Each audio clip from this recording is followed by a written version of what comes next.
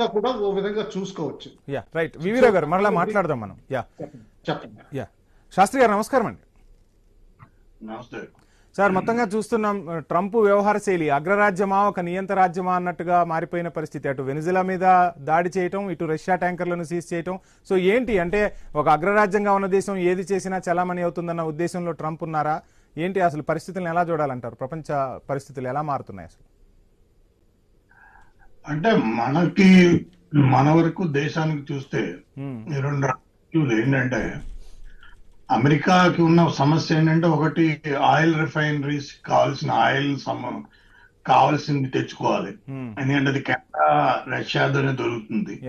Plus $1 55 దాటిపోయింది రెండు చోట్ల. కెనడా టారిఫ్స్ వేసింది, రష్యా ఏమో ఎక్కువ ధరకు అమ్ముతుంది వీళ్ళకి. రష్యా నుంచి కొనుగోలు చేయకూడదని పెట్టుకున్నారు వీళ్ళు, అడిగట్టుకున్నారు. సో ఇప్పుడు ఇంకా వేరే ఆప్షన్ లేదు వీళ్ళకి. థిక్ సాలిడ్ మెటీరియల్ ఎక్కడి నుంచి వస్తుందంటే ఓన్లీ వెనిజులా. సో వెనిజులా నుంచి అంటే రెండు రకాల, ఇందులో ఏంటంటే వాళ్ళ రిఫైనరీస్ సేవ్ అవుతాయి. ఏంటంటే మీకు California, Texas based refineries 100 refineries ఉన్నాయి. అవన్నీ థిక్ క్రూడ్ ఆయిల్ నే ప్రాసెస్ చేస్తాయి.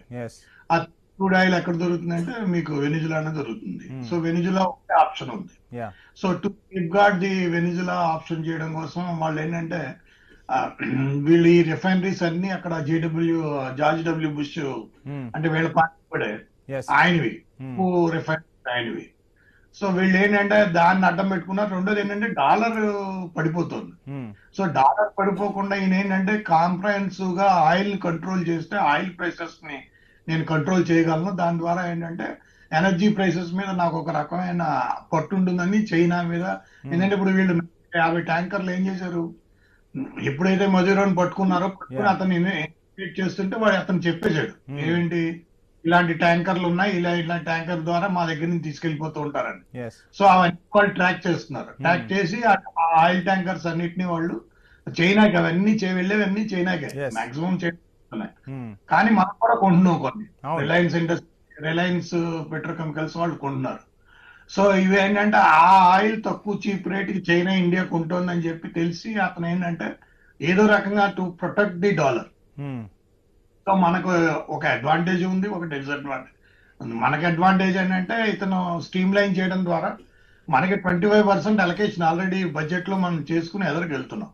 సో 20% అంటే 100 రూపీస్ బడ్జెట్ లో 25 రూపీస్ మనం ఆల్రెడీ పెట్టినప్పుడు మనకి 14 రూపీస్ గా వస్తుంది ఎక్కడి నుంచి రష్యా. కానీ మహా అయితే ఇంకో 17-18 రూపీస్ లో మనం ఓపెన్ మార్కెట్ లో కొనొచ్చు, మనకు వచ్చే నష్టమే లేదు.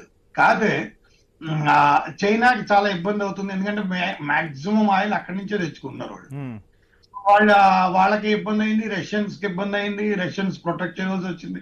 అంటే ఇప్పుడు నేను అనుకోవడం ఏంటంటే ట్రంప్ కొంచెం ఓవర్ బోట్ అయిపోయాడు. ఆయనకి అర్థం లేదు సిచ్యువేషన్ మీద. అతనికి ఏంటంటే అతను బిజినెస్ మ్యాన్ లా చూస్తున్నాడు కానీ ఒక గ్లోబల్ లీడర్ గా అతను చూడట్లేదు. వాళ్ళ అమెరికన్ కంపెనీస్ అంటాడు కానీ ఆయనకి తెలియదు ఏంటంటే అవన్నీ గ్లోబల్ కంపెనీస్, అవి అమెరికన్ కంపెనీస్ కాదు.